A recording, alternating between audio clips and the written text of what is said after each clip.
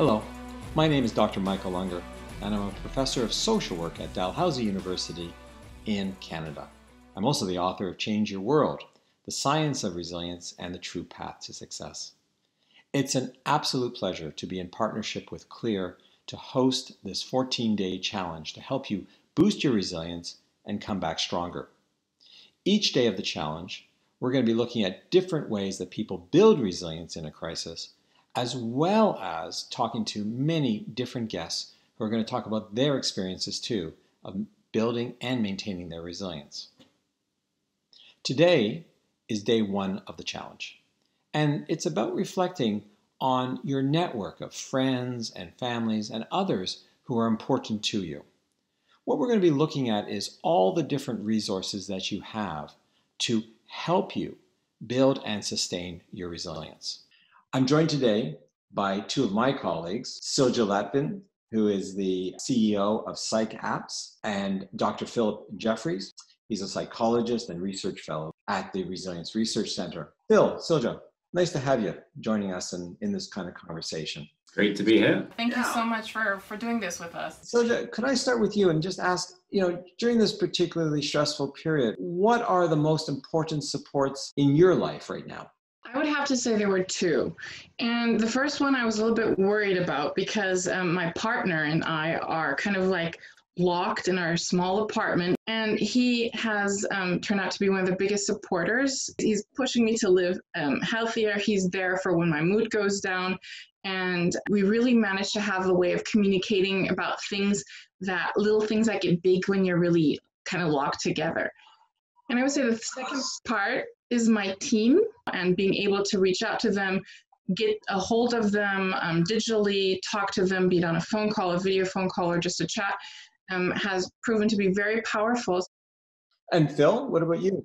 Well, I would have to say my partner as well is a great kind of source of inspiration for me and a great source of support. I'm a big kind of gamer, so I have like a gaming community that I can kind of fall back on, and I'll turn to these other guys. Whoever's online, we can pick up a game, we can play, and not everyone's going to be there, but we're there for each other kind of at different times. So there's always kind of people there to sort of spread out the relief.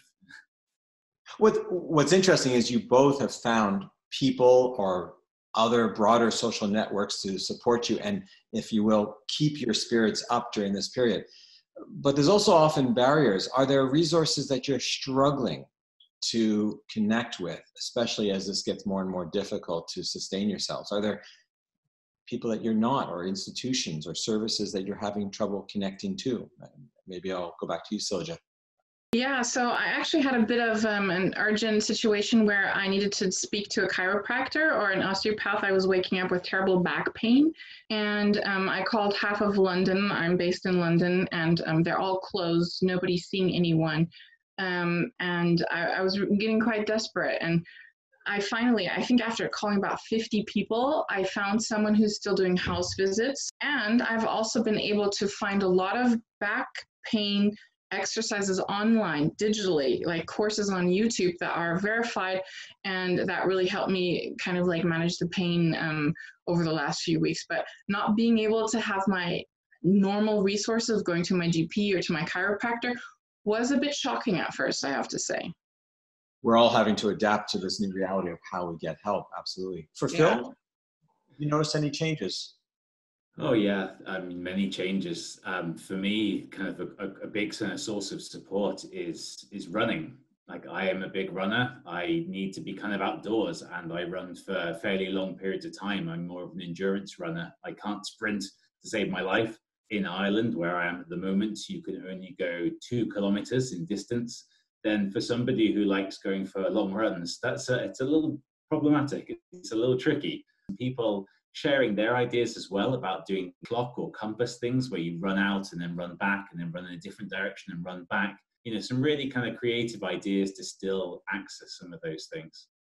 What I hear you both saying is you're having to adapt to this very difficult time. When I think about resilience, I often use the example of Cinderella. What always has impressed me actually about the story is that there is a fairy godmother in the story.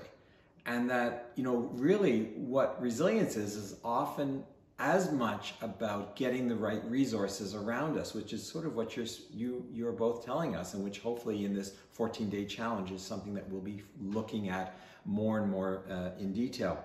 I'm curious, Phil, who's your fairy godmother or fairy godfather at the moment?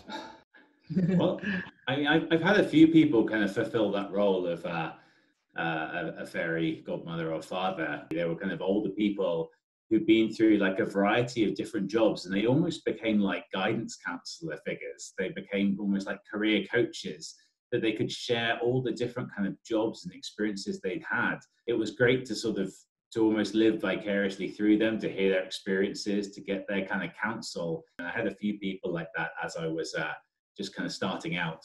As I think most of us did. That's a great example. Silja, your fairy godmother, fairy godfather? So that's a beautiful question. You know how they say it takes a village to raise a child? I would say it takes a city to build a startup.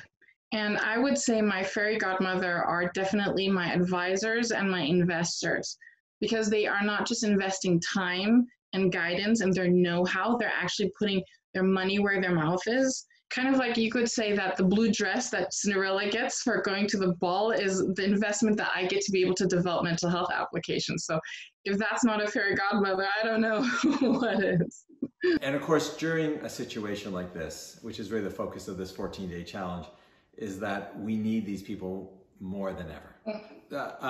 Silja, Phil, huge thanks for getting us started. I'm looking forward to listening to you and being back and forth with both of you, as well as all the guests that we're going to be bringing into this. So thank you very much. Thank you, and come back stronger. Bye. Bye.